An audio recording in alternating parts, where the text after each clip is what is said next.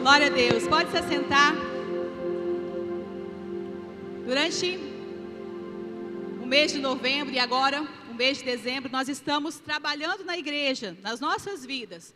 Como é importante nós estarmos atentos e despertados para a nossa identidade, quem nós somos de fato em Cristo. Porque senão, o diabo ele vem e tenta nos aprisionar, nos escravizar, e nós não tomamos posse daquilo que o Senhor Jesus fez na cruz, e como nós podemos ser totalmente abençoados e totalmente renovados por isso que Ele fez na cruz, pelo sacrifício que Ele fez e alcançou as nossas vidas. E nessa manhã, eu quero compartilhar com a igreja sobre a importância que nós temos de viver de acordo com a nossa identidade. Então, o tema dessa pregação é: viva de acordo com a sua identidade. Se eu perguntar, talvez aqui no comecinho da palavra, qual é a sua identidade? Talvez você esteja confuso, confusa. Ou talvez as pessoas te rotularam com algumas coisas que você nem gosta. Ah, aquela lá é uma pessoa que não tem muito intimidade com Deus, aquela pessoa é uma incrédula, aquela pessoa ela é uma fofoqueira, aquele é um mentiroso, aquele lá, olha, ele dá calote, é um caloteiro. Talvez no mundo nós tivemos alguns nomes como esses, né? Nossa identidade foi contaminada tanto pelo mundo como pelas pessoas que estão no mundo. Mas quando nós vemos em Cristo, nós abrimos o nosso coração e nós recebemos Jesus na nossa vida. Romanos 8,15 diz assim: pois vocês não receberam um espírito que os escravize para novamente temer, mas receberam o espírito que os adota como filhos, por meio do qual clamamos, Abba, Pai. Então Romanos aqui está falando que existe uma diferença quando nós estávamos fora de Cristo e agora que nós estamos em Cristo. Antes nós éramos escravos. Escravos do quê? Do pecado. Nós éramos escravos porque nós estávamos separados de Deus. Mas pela sua grande misericórdia, Ele nos redimiu e nos alcançou e nos comprou. E por causa disso nós fomos aproximados novamente de Deus, através do sacrifício que Jesus fez na cruz. E por causa do que Jesus fez por nós na cruz, agora nós somos parte da família de Deus. E Paulo estava falando aqui para os romanos, que eles tinham convicção do que era a adoção naquela época. Às vezes as pessoas não têm noção do que é uma adoção. Mas quando um casal decide adotar uma criança, faz todo o processo legal e recebe aquela criança dentro da sua casa, eu não sei se você sabe disso, mas essa criança passa a ser seu filho legítimo. Apesar de estar o nome adoção, ele vai ter os mesmos direitos dos seus filhos biológicos. Ele vai ser seu filho de verdade, ele vai ter direito à sua herança e ele vai fazer parte de verdade da sua família. Então Paulo estava falando aos romanos essa verdade: olha, vocês antes eram escravos, mas agora vocês foram adotados, vocês agora são filhos. E agora vocês têm o Espírito. Que Espírito? O Espírito Santo.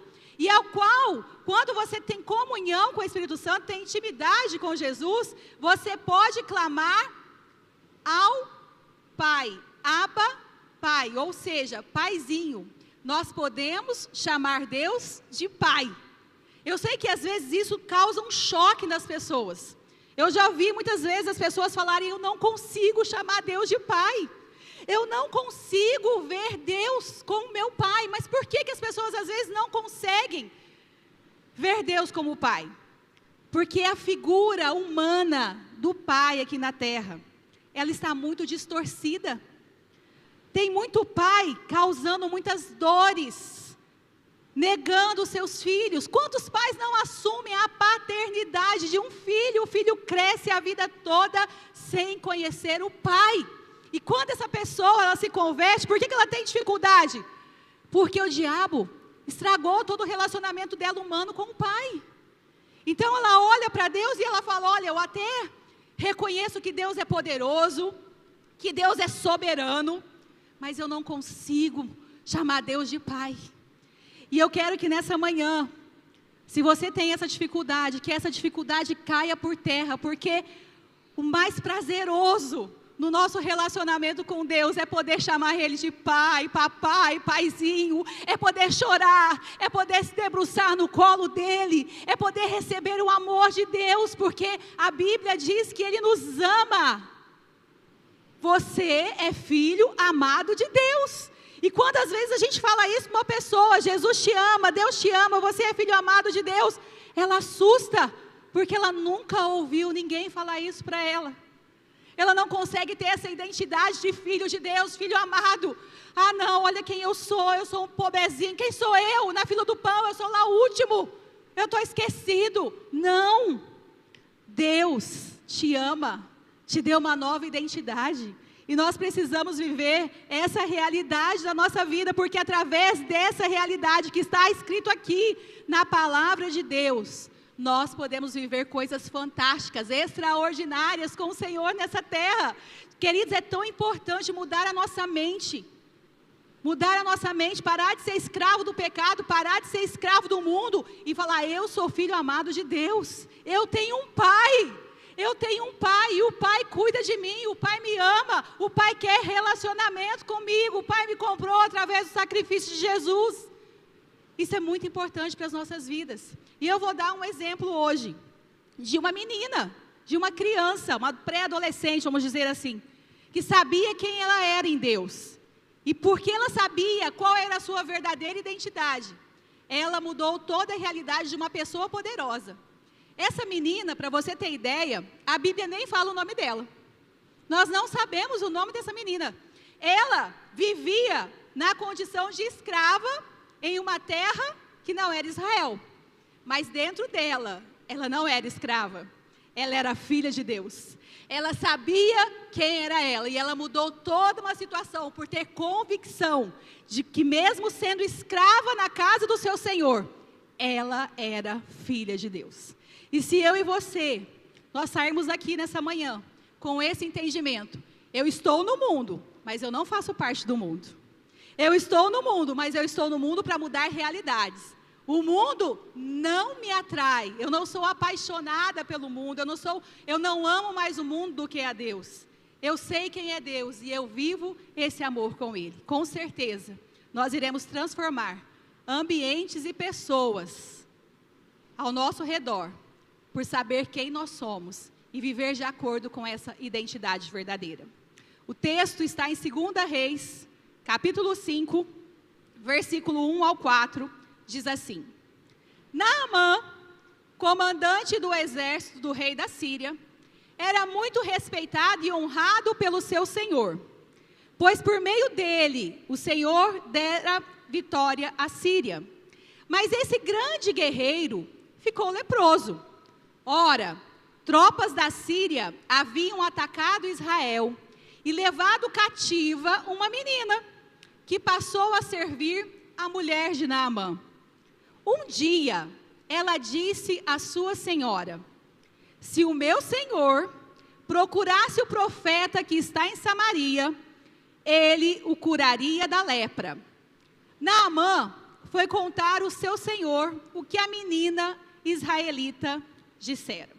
Eu sei que se eu for perguntar quem conhece a história de Naamã, muitos vão levantar a mão. Eu conheço, eu sei o que aconteceu, o que Deus fez com ele.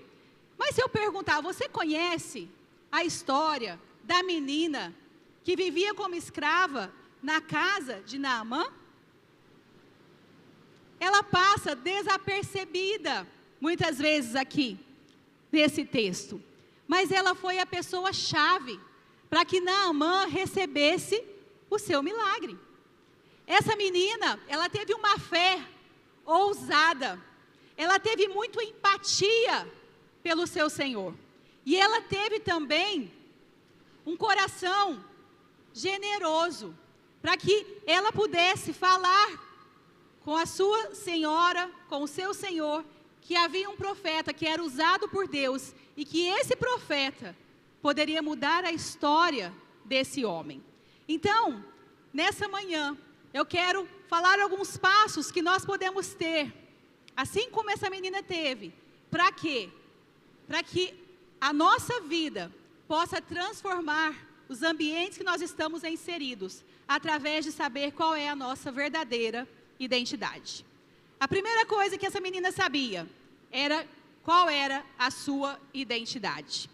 Qual era a identidade dessa menina? Mesmo numa terra estranha, ela não perdeu a sua fé em Deus. Ou seja, os ambientes não podem definir a nossa identidade. Já viu o crente camaleão? O que é o crente camaleão? Ele se camufla conforme o ambiente. Ninguém sabe que ele é crente, porque ele se adapta, ele fica lá escondido. Se ele está na empresa, ele não fala nada de Jesus. Se ele está na família, ele também fica na dele.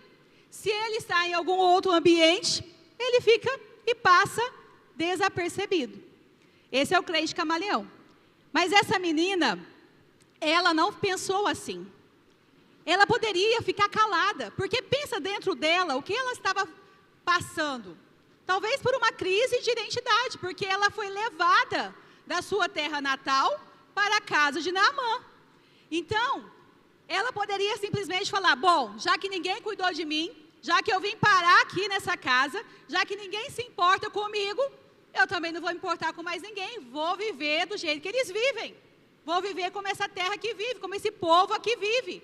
Ou seja, ela poderia ter se conformado em ficar escondida, quietinha, lá dentro da casa de Naamã. Mas mesmo assim, num ambiente estranho, um ambiente pagão, porque as pessoas lá não conheciam o Deus de Israel, adoravam outros deuses, ela sabia quem era o Deus de Israel. E a sua fé era uma fé genuína no verdadeiro Deus. Ela não deixou se contaminar com os deuses da Síria, não. Ela continuou sabendo quem era Deus na vida dela. E a gente vê como é o exemplo importante dessa menina, porque quando a gente vai lendo a Bíblia, os reis, a gente vai vendo ali as histórias das gerações, o que acontecia muitas vezes? Acontecia que um povo passava um tempo adorando a Deus, fazendo o que era certo, mas aí de repente chegava outro tempo, a Bíblia fala que aquela pessoa, né, que era fruto da primeira geração, da segunda geração, não conhecia Deus, e eles se contaminavam com os outros deuses, e começavam a fazer aquilo que Deus reprovava. Por quê? Porque faltava identidade. Uma geração não ia passando para outra geração os feitos de Deus. E se a gente não abrir os nossos olhos, isso também pode acontecer conosco. Às vezes você tem filho, o que você faz no domingo de manhã? Ah, eu gosto de ir no culto domingo de manhã, mas eu vou deixar meu filho dormindo, porque ele já levanta cedo, a semana toda. Para que eu vou levar a criança no domingo de manhã na igreja para dar trabalho? Olha só, é um perigo. Qual é a identidade que você está formando no seu filho? Deixando ele em casa, falando que não é importante estar no culto, na presença do Senhor, lá no Connect Kids, ou não trazendo para os Gideões aos sábados. Ah, para que acordar cedo? Já acorda cedo a semana toda. Para que eu vou colocar mais uma coisa no sábado do meu filho? Domingo já está bom demais. Queridos, nós temos que nos preocupar com qual identidade que nós estamos gerando nos nossos filhos, porque senão nós perdemos a chance de que Deus use os nossos filhos para mudar uma realidade, como essa menina aqui foi usada. Com certeza, os pais dessa menina sabiam quem era Deus de Israel, e inculcaram nessa menina que ela deveria cultuar e adorar somente o Deus de Israel, mesmo que ela estivesse numa terra distante, numa terra estranha, que ela não conhecia ninguém, ela conhecia Deus. Ela conhecia Deus. E fazer com que os nossos filhos conheçam Deus é o mais importante, que nós estamos aqui como pai e mãe nessa terra. Nós podemos ter muito sucesso aqui na terra, eu não nego isso, mas o mais importante, o sucesso mais importante de um pai e de uma mãe, é fazer com que seus filhos conheçam a Deus. Se nós não fizermos isso, nós fracassamos muito. Nós podemos dar casa, carro, roupa, comida, isso tudo é muito importante. Mas o mais importante é que os nossos filhos conheçam a Deus como essa menina conhecia. Então nós vamos continuar falando aqui sobre ela. Ela não se conformou com a realidade, ela não ficou ressentida com a situação de sendo escrava na casa de Naamã, mas ela se manteve fiel a Deus. Fiel a Deus. Não deixe que as circunstâncias ao seu redor definam a sua identidade. A Bíblia diz quem nós somos em Cristo. Em Cristo, nós somos mais do que vencedores. Em Cristo, nós podemos viver uma vida vitoriosa e fazer a diferença nessa terra. Em Daniel, capítulo 1, versículo 8, diz assim: Daniel, contudo, decidiu não se tornar impuro com a comida e com o vinho do rei, e pediu ao chefe dos oficiais permissão para se abster deles. Daniel é outro exemplo, né? Tem Daniel, Sadraque e Abednego também, que eu poderia colocar aqui, junto com Daniel. Eles foram levados para a Babilônia, mas Daniel decidiu não comer das iguarias, do luxo do rei. E quem era responsável por Daniel ficou preocupado e falou assim: ai meu Deus, mas se vocês ficarem mais fracos, né, ficarem desnutridos, e o que vai acontecer? Ele falou assim: olha, faça um teste por 10 dias. Faça um teste conosco, não nos dê da comida, mas nos dê legumes, nos dê coisas saudáveis, porque a gente quer ter uma alimentação diferente aqui. E aí, aquele homem que estava responsável por eles, decidiu fazer essa experiência. E qual foi a surpresa? Que em 10 dias, eles pareciam bem mais fortes, mais corados, mais saudáveis do que todo o exército que servia ao rei. Porque eles decidiram, mesmo estando na Babilônia, não se contaminar com a Babilônia. Eles decidiram não serem envoltos com as coisas do rei, não deixar a luxúria, as coisas prazerosas que eles poderiam ter contato, as comidas, as iguarias, os vinhos, acharem lugar dentro deles. Eles sabiam quem eles eram e eles queriam viver uma vida diferente. Assim também o exemplo que Romanos 12:2 dá para nós. Não se amoldem ao padrão deste mundo, mas transformem-se pela renovação da sua mente, para que sejam capazes de experimentar e comprovar a boa, agradável e perfeita vontade de Deus. A mudança de identidade começa na mente. E há um ataque do inferno, muitas vezes, na nossa mente. Quando nós queremos nos levantar com ousadia para falar do amor de Deus, para orar pelas pessoas, para pregar Jesus, muitas vezes vem aquela voz e fala: quem é você? Você não sabe nem falar, você não sabe nem pregar, você não é capaz. E as pessoas às vezes se retraem por causa disso. Queridos, se eu fosse olhar pelas minhas limitações, se eu vou contar um pouco da minha história, jamais eu estaria aqui hoje falando de Jesus. É só um milagre que pode ter feito isso na minha vida. Eu sei que é só Ele que pode fazer. Para vocês terem ideia, eu fui alfabetizada numa escola que primeiro ao quarto ano era uma sala só. Cada fileira era uma série, primeira, segunda, terceira e quarta série. Quando eu vim para Barretos, da fazenda para cá, foi me aplicado um teste de conhecimento, e eu não conhecia nada, eu tirei 0. Ou seja, eu errei tudo, era burra, né? Vamos dizer assim. Cheguei aqui sem saber muita coisa, porque eu entendo que a minha professora, o que ela fez? Ela me alfabetizou, somente isso. Já foi um grande feito, que ela conseguiu fazer com que eu soubesse ler e escrever. Mas geografia, ciências, histórias, não dava nem tempo dela passar. Então eu sabia o básico do básico. E aí queriam que eu tivesse conhecimentos gerais, não tinha conhecimentos gerais, sabia nada. O que eu sabia sem televisão? Só com rádio, morando numa terra tão distante? Nada. Mas Deus foi trabalhando a timidez, a vergonha. É claro que quando você chega aqui, você acha que você não sofre bullying quando você vem da fazenda para estudar na cidade? Você acha que eu não sofri bullying? Magrela, né, cheia de verme, eu falo desse jeito. Claro que a gente sofre. Todo mundo começa a falar lá. Aquela que tem terra debaixo da unha, que tem o seu pé encardido. É assim que a gente é tratado. Não sei se hoje mudou. Mas no começo, quando eu vim para Barretos, era assim. Só que isso não foi entrando na minha mente. isso não foi entrando na minha mente, porque senão eu ia viver como uma coitadinha aqui na terra, aqui em Barretos, eu nunca, jamais estaria falando aqui na frente, mas eu não deixei isso entrar no meu coração.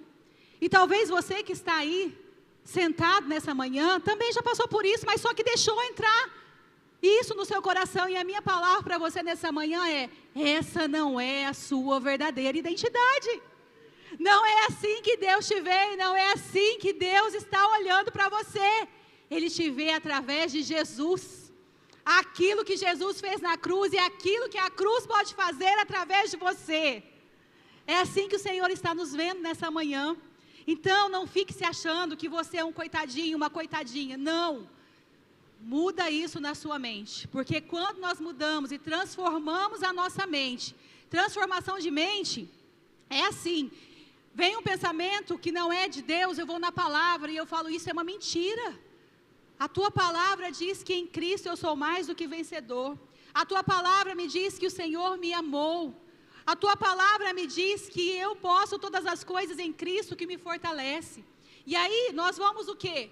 Moldando a nossa mente através da palavra de Deus. Então a forma que nós temos que moldar os nossos pensamentos é a palavra de Deus. A forma que nós temos que moldar a nossa vida é aquilo que Deus diz na sua palavra.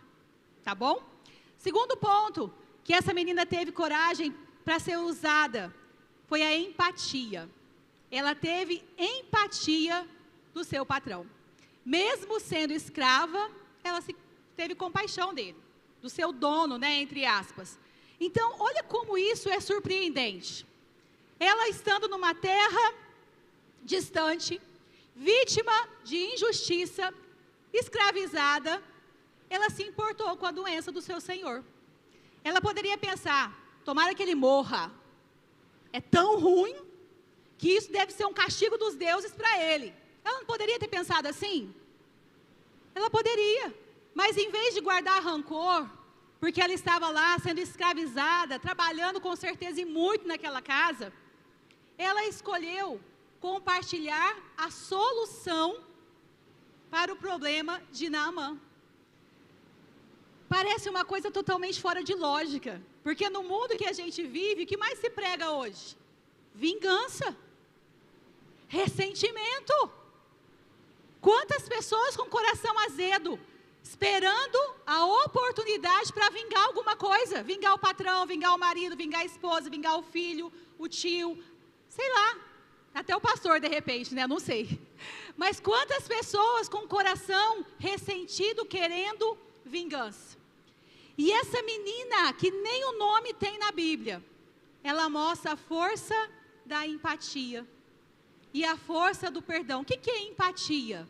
Se você não sabe o que é empatia, empatia é a capacidade de eu me colocar no lugar do outro, ver o mundo com a ótica do outro e sofrer como o outro está sofrendo. Foi isso que ela fez. Ela viu aquele homem coberto por lepra, que na época não tinha nenhum remédio, não tinha nenhuma solução, não tinha nada que pudesse ser feito. Ele teria que ficar isolado, porque também era uma doença contagiosa. Então, ela viu esse homem e ela teve dó, ela teve empatia, para ficar melhor, né? Dó é uma palavra às vezes fica muito pesada. Ela teve empatia por esse homem e ela falou assim: não posso deixar meu patrão assim. Eu conheço o Deus de Israel e eu conheço um profeta que pode mudar essa situação. E aí, eu quero colocar um exemplo aqui de José, do Egito. Nós conhecemos a história de José e sabemos tudo que ele passou e como Deus honrou a vida de José e ele foi colocado como governador do Egito. Mas os seus irmãos tinham tanta inveja de José, que um dia eles jogaram José no poço. E falaram: vamos mentir para o pai, vamos falar que ele morreu, que os bichos comeram ele. Depois a gente sabe que ele foi vendido, a gente sabe toda a história de José. Mas a minha pergunta para você nessa manhã: se fosse você dentro do poço, qual seria a sua reação? A gente vê depois os desfechos da história de José e a gente fica maravilhado como Deus fez tudo isso na vida de José. Mas, gente, se coloque um pouquinho no lugar de José e pense ele dentro do poço. Todos nós, em algum momento da nossa vida, a gente vai passar pelo teste do poço. Alguém vai jogar, nós, né, vai nos jogar dentro do poço, em alguma situação. E aí? Qual é o poço que você está nessa manhã? É o poço da amargura, do ressentimento, do ódio, da vingança, da murmuração, da incredulidade, da infidelidade? Não sei. Em algum momento nós iremos passar pelo poço. Mas o poço vai definir a nossa vida, ou quem nós somos em Deus, a nossa identidade, vai nos definir dentro desse poço. José, ele estava lá, dentro do poço, mas ele sabia quem ele era. Ele sabia quem ele era. E o que aconteceu? Por saber quem ele era, ele foi tirado do poço, foi levado como escravo, mas ele não continuou nessa condição. Porque dentro dele, ele tinha a sua identidade bem definida. Então, nós precisamos olhar para essa história dessa menina e aprender muito com ela, porque essa atitude que ela teve, de ter empatia pelo seu patrão, mostra aquilo que está no coração de Deus, é reflexo do coração de Deus. Porque Ele quer nos chamar nessa manhã para que a gente cuide bem até daqueles que nos fizeram mal. Ele quer nos chamar nessa manhã para que a gente tenha empatia e cuidado com as pessoas que nos maltrataram. Ele quer nos chamar nessa manhã para que a gente possa estar atentos àquilo que Ele quer fazer na vida dessas pessoas através de nós. E uma coisa eu tenho certeza, não é vingança. Não é vingança, porque a vingança, a Bíblia diz que pertence a Deus, não pertence a nós. Então nós precisamos refletir o coração de Deus. E se colocar no lugar do outro, não ser ressentido, liberar perdão, faz parte daquilo que está no coração de Deus. Em Lucas, capítulo 6, versículo 27 e 28 diz assim: mas eu digo a vocês que estão me ouvindo, amem os seus inimigos, façam o bem aos que os odeiam, abençoem os que os amaldiçoem, orem por aqueles que os maltratam. Eu sei que esses versículos aqui nos chacoalham, nos incomoda muito, porque aqui Jesus está falando: você está me ouvindo? Ame os seus inimigos. Parece uma loucura. Como que eu vou amar alguém que não gosta de mim? Como que eu vou fazer o bem àquele que me odeia? Como que eu vou abençoar aquele que me amaldiçoa? Como que eu vou orar por aqueles que me maltratam? Mas é uma ordem de Jesus. Ele está falando: amem, façam, abençoem, orem. Queridos, Jesus está nos desafiando nessa manhã, para que nós possamos realmente viver essa nova identidade, de não mais escravos, mas filhos. E filhos têm a mesma postura que o pai tem, porque eles receberam a paternidade que vem dos céus. Então, se Deus consegue nos amar, a Bíblia diz que Deus ama o pecador, mas abomina o pecado. Então, para cada ser humano, Deus ainda consegue amar, porque Ele sabe separar o pecado da pessoa, mas muitas vezes a gente não consegue separar.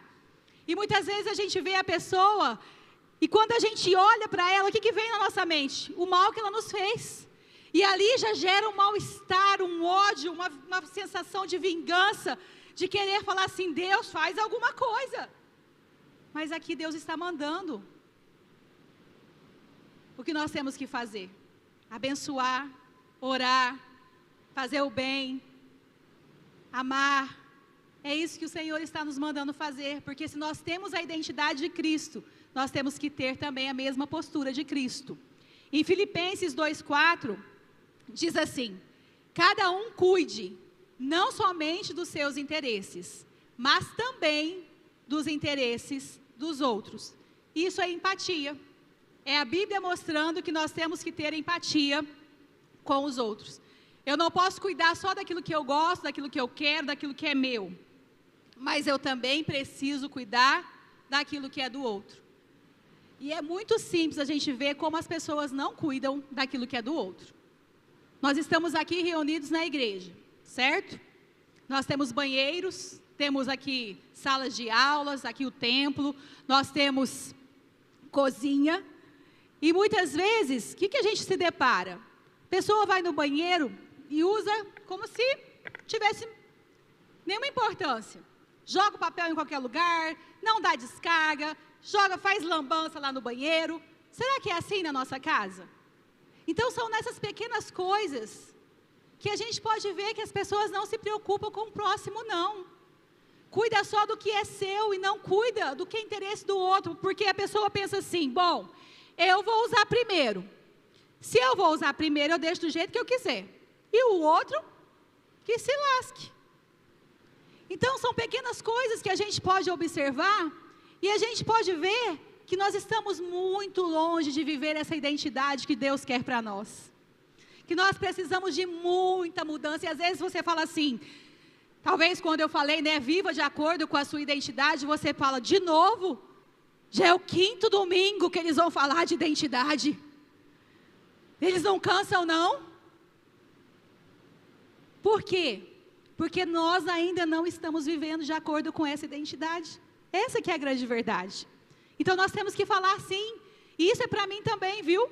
Não é só para você, eu não estou aqui para apontar o dedo para a igreja. Eu me faço parte desse templo, dessa igreja, dessa família. É para mim também. Eu preciso me preocupar com as coisas dos outros, não só com aquilo que está na minha vida, não só com as minhas coisas.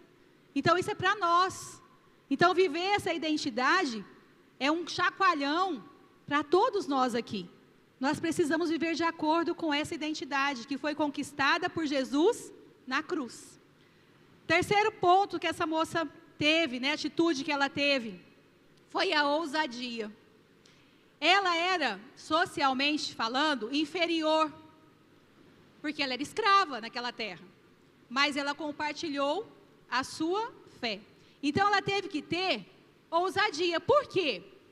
Porque ela poderia falar para a sua senhora, para o seu senhor sobre o profeta, e eles poderiam olhar para aquela menina como uma menina petulante. Que petulância é essa? Quem que você acha que você é para falar do profeta, desse Deus de Israel?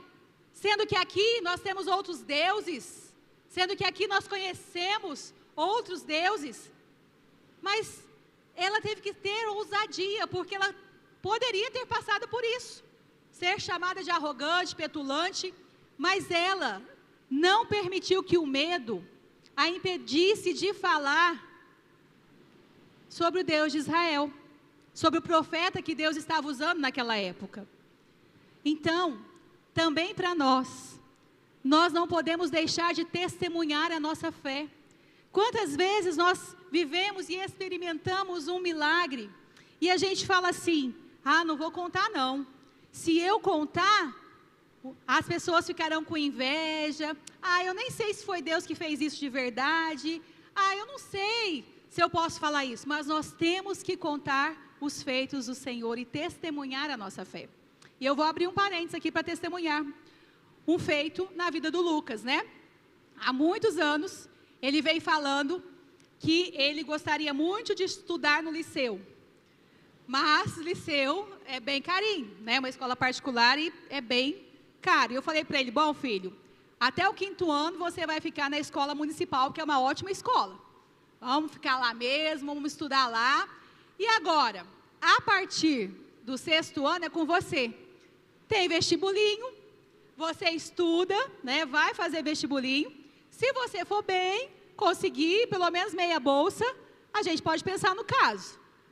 E ele então se preparou, né? Orando a Deus, estudando. E glória a Deus, né? Se fosse no período da tarde, ele conseguiria 50% de bolsa no liceu. Mas como foi no período da manhã e é mais disputado, ele conseguiu 40% de desconto no liceu. Então isso é uma bênção, queridos, porque é cuidar de Deus, é testemunho realmente para que as outras crianças também busquem, né? Essa chance, esse sonho, corram atrás, orem, façam realmente desafios de se colocarem diante de Deus e pedir que a bênção de Deus esteja sobre elas. Talvez você fale, pastora, mas 40% não é muito. É porque você não sabe como foi disputado. Você não sabe quanto de pessoas estavam lá, quantas e quantas salas de sexto ano, foi o ano mais disputado. E ele estava concorrendo com outras crianças de escolas não públicas, né? Públicas, mas também privadas. Então foi muito difícil. Então foi um grande feito ter alcançado esse desconto. Isso é um testemunho para encorajar outras pessoas a buscarem mais de Deus. Então aqui, em Atos 4, versículo 13, diz assim: vendo a coragem de Pedro e de João, e percebendo que eram homens comuns e sem instrução, ficaram admirados e reconheceram que eles haviam estado com Jesus. Um pouquinho antes aqui desse versículo, o que está acontecendo, né, para que a gente possa entender? Pedro e João estavam indo no templo, e na entrada do templo havia um coxo, um aleijado, no templo Formosa. E ali, aquele aleijado estava nessa condição, presta bem, a condição desse aleijado. Desde pequeno, ele era um pedinte. Ficava ali pedindo esmola. E aí, quando eles veem Pedro e João passando, o que esse coxo faz? Ele pede esmola. E aí, Pedro olha bem para ele, nos olhos, e fala assim: olha, eu não tenho o que você está pedindo, nem ouro nem prata, mas o que eu tenho, eu te dou. Em nome do Senhor Jesus, levanta e anda. E esse homem, a Bíblia fala, que ele começou a juntar ali os seus pés e a ganhar força, e ele conseguiu ficar de pé. E sabe qual foi a primeira coisa que esse homem fez depois que ele recebeu a cura? Ele entrou no templo. Sabe por quê? Porque naquela época, por causa da lei, um coxo não podia adorar a Deus. Ele não podia entrar no ambiente do templo. Por causa da lei, ele era visto como alguém impuro. Então, ele passou até aquele momento da sua vida como um pedinte na porta do templo. E ele nunca, até aquele momento, ele não tinha entrado no templo. Mas a partir da sua cura, a sua identidade foi restaurada. E aquele homem pôde entrar no templo e adorar a Deus. Olha como Deus é tremendo. Olha o testemunho aqui. E as pessoas admiradas, por quê? Reconheciam o poder de Deus na vida de Pedro e de João. Então, 2 Timóteo 1,7 diz assim: pois Deus não nos deu espírito de covardia, mas de poder, amor e de equilíbrio. Então, nós também podemos ter uma fé ousada, como essa menina. Nós também podemos abrir a nossa boca com ousadia e pregar ao mesmo Deus de Israel que essa menina pregava. Ao mesmo Jesus que Pedro e João anunciaram a esse coxo no templo Formosa. Nós podemos também. É somente questão de convicção. E é o meu último ponto nessa manhã. Convicção. Mesmo diante do impossível, ela transmitiu uma fé contagiante. Pode passar o slide aí, gente. Convicção, isso mesmo. Olha só, Hebreus 11:1 diz: ora, a fé é a certeza daquilo que esperamos e a prova das coisas que não vemos. Como eu disse, a lepra de Naamã, naquela época, era uma doença incurável. No entanto, essa menina, ela tinha capacidade de acreditar em Deus. Ela tinha essa convicção e ela transmitiu o quê? Esperança ao seu Senhor. Ela não teve uma fé da boca para fora, não. Às vezes as pessoas têm fé, eu falo que é fé teórica, né? A pessoa fala que tem fé, fala da palavra, mas não tem a prática. Essa menina, ela teve uma fé prática.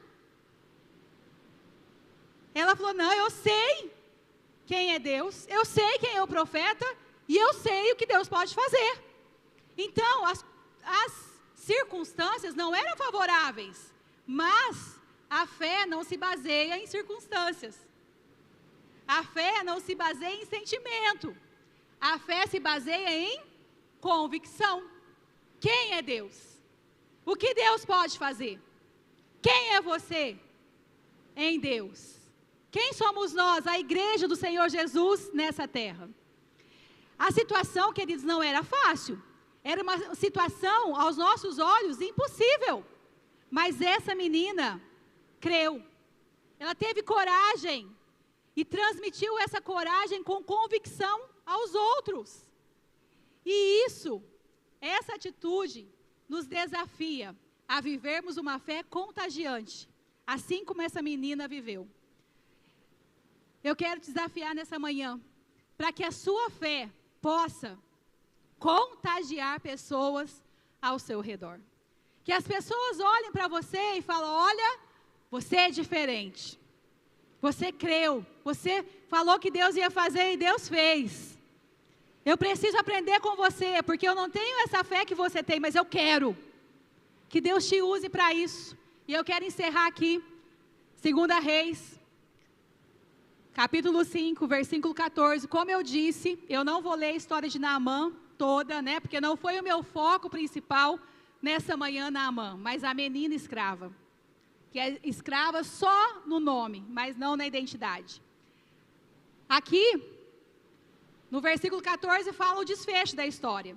Assim, ele quem? Naamã, desceu ao Jordão, mergulhou 7 vezes, conforme a ordem do homem de Deus, e ele foi purificado, e sua pele tornou-se como a de uma criança.